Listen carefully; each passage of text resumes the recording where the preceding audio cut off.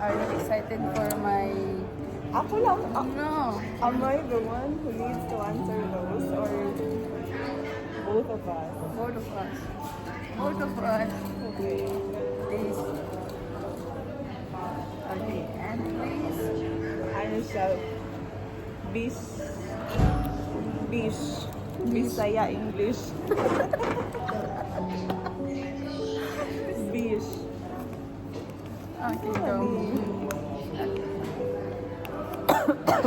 Diba?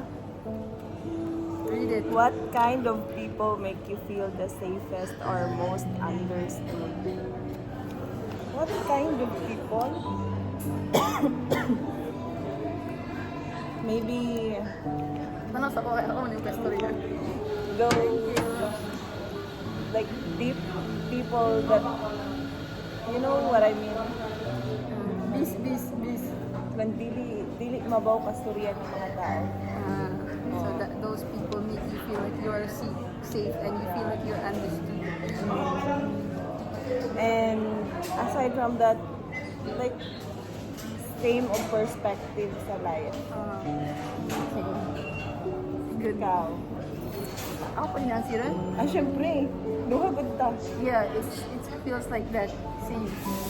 So those people make you feel like safe. Like, ma-feel din mo na sabtan ka nila. Kaya di kasi like thoughts. Their thoughts is same like your thoughts as well.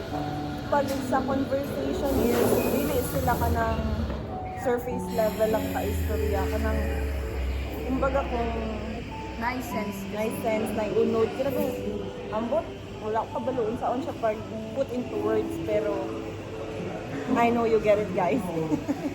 Okay, let's go to the next question.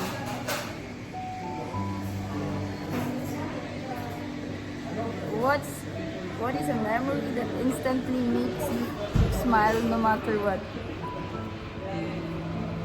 Memory? Yeah, memory. Like memories. Na makasmile sa imo, makapasmile sa imo no matter what. Like those memories that naglaka ka, but at the same time, siguro manana. Wala pa siguro ko dapat sa nga nga level sa life. Ha? Wala pa siguro. Because I don't have anything. What is a memory that that instantly make you smile? Siguro dili siya memory, mga instances. Yeah, Mga instances. Like, instantly make you smile.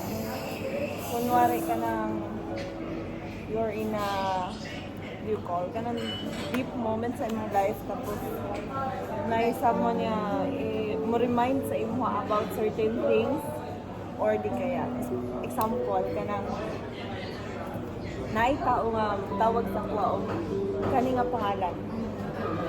Pero ka ng, masantop sa kung una-una ba nga, kani siya kay nakailan siya sa kuha di ana good kanang ay kani siya na tao kay nami bad like kanang ano good tapos kanang sa work maka-smile jud ko anang ginatawag ko nila mga different names sa work because it means a lot. Exactly. So for me, memories that makes me instant, makapakatawas ako at mauna-unaan ako siya. Kay siguro katong talagang sa school back then na marriage boat ka, mga kilig moments inana. Tapos big marriage boat ka sa imong crush. Okay. Shout out sa my crush. Shout out sa crush ni Jaya. Kung kinsa man marriage ka, boat ni, like marriage he boat. still remembers you. Naka-blindfold. So man to na mga OLG, may moments. nga naman memories. Nako, love walk. Pero Nakakatawa minyo lang. na siya. Na siya. Okay, let's move on to the next question. Sorry Katrina if giroy na ko ang inyo. Ay, sorry. Isa man yun. Basta ha. How do you want the people closest to you to describe you? How do you want? By the way, all of this question is from ChatGPT. Ano, siguro, ano lang, like, genuine thought about you. Describe you. Or, Like, Kati have a genuine thought. I mean, kanang generally description of me, siya. Kanang dili siya, kanang, ay, si Kathy kay, Like positive thoughts oh, about the na oh, like, how would I say, dili lang ng, ay, si Kathy buta, ay, ingana, good. Dili siya ingana, ha? Like, deeper pa ato. Deeper pa ato si Kathy buta na. Kung how, based yun siya kung how you know the person. Hindi lang kay si Jaya kay Jolly everyday. Anan, dili na yung may nga na mga dili nga na description.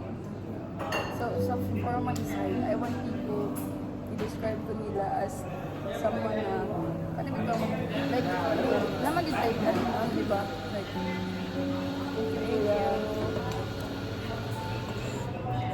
Dili ni sponsored ah. marami to ang like ganun, diba, naman kita yung cheers every moment in your life. So I want someone na pag makauban na ako mag-mark, nabito yung mag-mark ko sa ilang, di ni Ate Jaya kay Yeah. niya, tsaka singat nga person. Same. Like deeper good siya na. Ma-remember nila. Like, saka, like simple bitaw, at the same time, simple siya nga, Right left. oh, but, oh yeah, deep meaning, deep thoughts. Next. What's something you are never forgiving yourself for?